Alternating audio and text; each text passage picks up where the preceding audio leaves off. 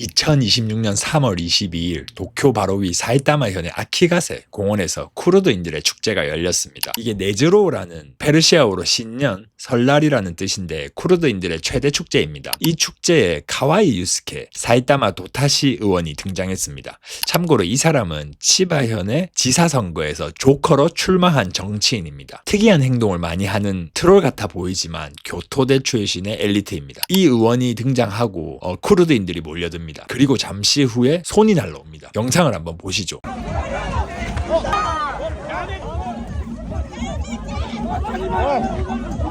이 일로 카와이 씨는 병원으로 후송되었습니다. 오늘은 사이타마현의 쿠르드인 이야기입니다. 이 사람들이 먼 일본 땅에 왜 오게 되었고 어떻게 일본 사회에 문제가 되고 있는지 자세히 보겠습니다. 쿠르드인들은 터키, 이라크, 시리아 사이에 거주하는 민족입니다. 국가를 가지지는 못했지만 자신들만의 언어와 깃발을 가지고 있습니다. 인구는 약 3천만 명으로 추정하고 국적은 터키, 이란, 시리아 가운데 터키 국적을 가진 경우가 많습니다. 2024년 일본 법무부의 재류 외국인 통계에 따르면 일본 거주 터키 국적자는 7,711명이며 그중에 절반 가까이가 쿠르드계로 추정됩니다. 이 쿠르드인 대다수가 사이타마현 카와구치시와 와라비시에 살고 일본 최대의 쿠르드인 사회를 형성하고 있습니다. 문제는 이 가운데 상당수가 정상적인 거주 절차가 아닌 난민 신청을 통해 머물고 있다는 점입니다. 입국부터 순서대로 한번 볼까요? 일본과 터키는 단기 체류 비자에 대한 상호 면제 조치가 있습니다. 한국도 일본과 상호 비자 면제가 있어 입국할 때 비자가 필요 없잖아요. 그거와 같습니다. 터키 여권 소유자들은 항공권 비용만 부담하면 일본에 입국할 수가 있습니다. 그리고 난민 신청을 통해 체류를 이어갈 수 있습니다.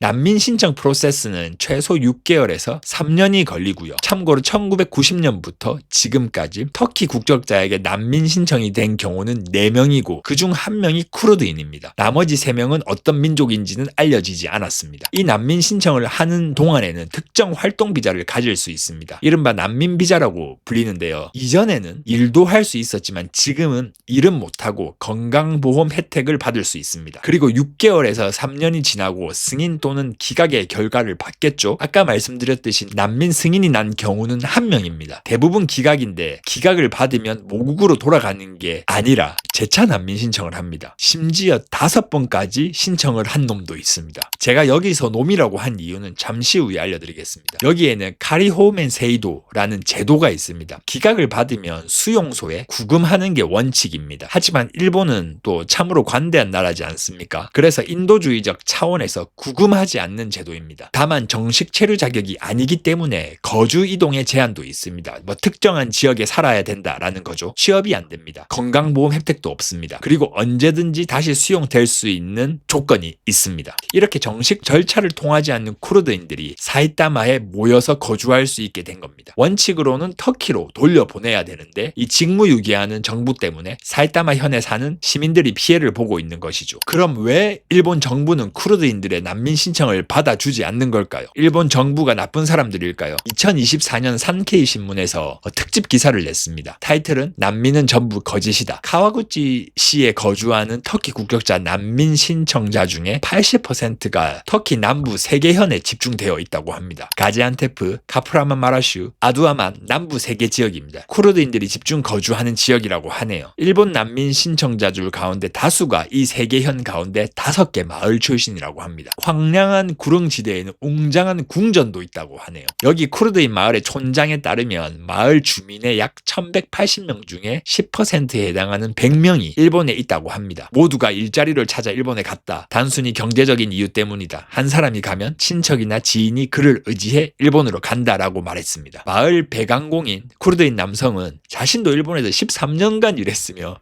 탄탄한 일본어를 구사하고 있다고 하네요. 항공권 비용이 10만 원 정도니까 조금만 일하면 살 수 있고 일본에서도 더 많이 벌 수 있고 빚을 내서 가는 사람도 있지만 곧바로 돈을 갚을 수 있다라고 하네요. 터키의 치안경찰이 무섭지 않냐고 물어보니 거기 왜 무섭냐고. 이 지역은 쿠르드인이 많고 헌병과 경찰 모두가 쿠르드인이다. 왜 동포가 동포를 박해하냐 역질문을 이혼을 했다고 하고 인터뷰가 끝나고 헤어질 때는 다시 한번 일본에 가서 사시미 회를 먹고 싶다고 말했다고 합니다. 그런데 지금 이 산케이 신문이 보도한 내용은 일본 법무성이 이미 알고 있었다라고 합니다. 22년 전인 그러니까 2004년 터키 남부 지역을 법무성이 직접 조사를 했고 그들이 난민이 아니라는 결론을 내렸다네요. 보고서까지 만들었고요. 하지만 당시 일본 변호사협회 소위 인권 변호사들이 난민 신청자들의 뒷조사를 하는 건 또 다른 인권 침해다라고 경고서를 제출했습니다. 이 압력으로 그 보고서는 발표하지 못하고 20년이 지나서 지금의 사태가 된 것이죠. 그러니까 난민이라고 하면 생명, 신체, 자유, 박해, 억압이 있는 사람인데 터키에서의 쿠르드인들은 그런 박해가 없다라는 거예요. 돈을 벌기 위해 일본에 와서 난민 신청을 하게 되고 진짜 난민인 사람들이 피해가 가는 거죠. 터키는 오랫동안 EU에 가입하기 위해 노력하고 있고 만약 쿠르드인들을 그렇게 박해하면 EU에 절대 들어갈 수 없다라는 것을 정부 사람들은 잘 알고 있습니다. 2025년 7월에 일본의 쿠르드 사회에서 가장 유명한 사람이 강제 송환되었습니다. 마힐이라는 사람인데 2002년에 11살에 가족들과 일본에 왔고